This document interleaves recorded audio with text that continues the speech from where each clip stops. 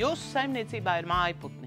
Kā atpazīt, ka barībā ir mikotoksīni? Neizskaidrojama caureja, slikts apspalvojums, cālīšu krišana, slikti apaugļotas olas, tātad mēs neiegūstam cālīšus pietiekami daudz, un tā var būt pazīme, kad jūsu saimniecībā ir mikotoksīni.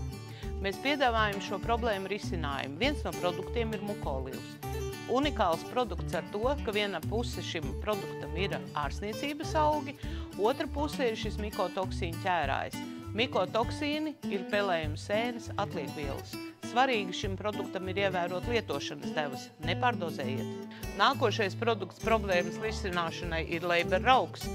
Viņš palīdzēs gan toksīnu ķērāju funkcijas pildīt, gan arī būs ideāls zarnu trakta veselības nodrošināšanai. Leiber raugs pilns B grupas vitamīnu nodrošinājums jūsu mājputniem. Cilvēkiem ir smekta, bet jūsu mājputniem ir antitoksēs, dabīgas izcelsmes produkts, kuru jūs varat pievienot droši savu mājputnu barībai. Ja arī tu saskaries ar šādām problēmām un meklē risinājumu, zvani mums.